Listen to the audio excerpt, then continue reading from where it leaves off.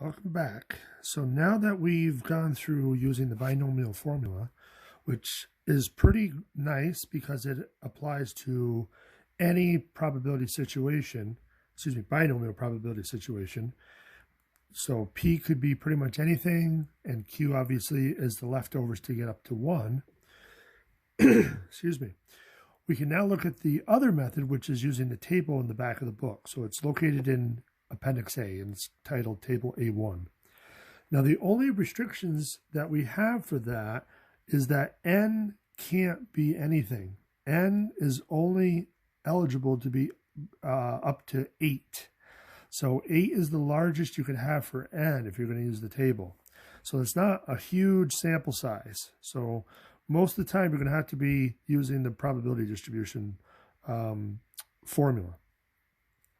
So that's one restriction, that n has to be only up to 8. The other restriction is that p has to be one of the probabilities listed at the top of the table. And I'm going to show you what that looks like. So if you go to the table in the back of the book, it's going to look something like this.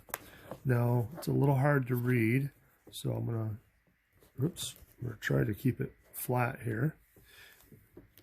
So if you zoom in a little bit, if I zoom in a little bit, you can kind of see on the side here, n is equal to 2, to 3, to 4, to 5, and 6, and 7, and keeps going down to 8. And then the next column is this x column, and it always starts at 0, but then it goes incrementally all the way up to n, whatever n is. So in this case, n only goes up to 2, so that's the largest value that it'll go up to. N is equal to 3, so the largest value it goes up to is n equals 3. So it works like that all the way down. The next part are a bunch of columns, but right at the top you see that this is P. So all of these probabilities across the top are special as far as they're specific, and you can't really use this table unless you're having a probability that is one of these probabilities at the top of the page. So that's kind of how it works. Now I'm going to go back to the table in a minute.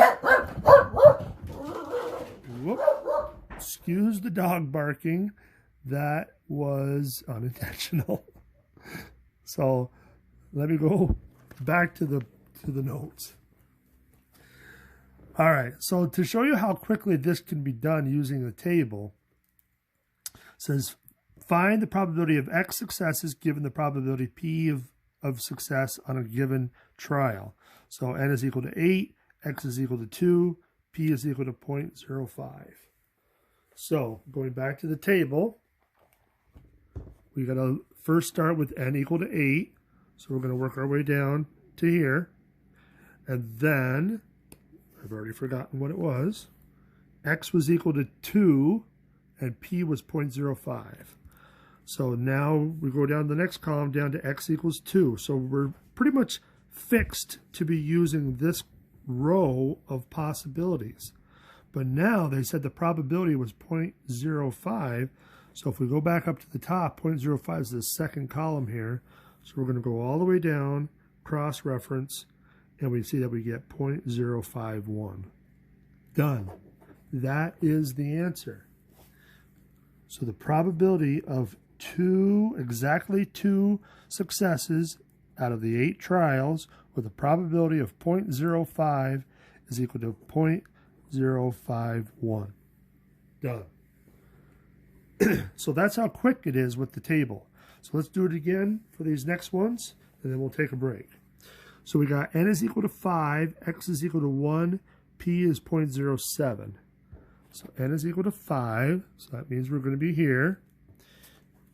X is equal to 1, so that means we're down one column here, or row here.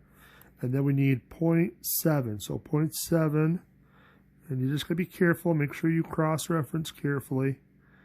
So let's say 0.028. Done. So the 0.028 would be the probability of one success. Okay, let's see. Let's do it again. N equals 6. Okay, so that's in the middle. And x is equal to 5. So 5 is there. and probability of 0.01. 0.01. So 65.01. 65.01 is the very first column. So now it gets weird because it says 0 plus. But just remember, 0 plus means it's a really small positive answer. It's just so small that it's not really worth writing all those decimal points. So the probability of 5 is equal to 0 plus. Oop. And that's what we write. So if you're using a table, that's the answer, 0 plus. So let's do it one more time. N equals 7. So n equals 7 is there. X is equal to 4 and 0.08. X is equal to 4.08. Looks like it's right here. So 0.115. 0.115.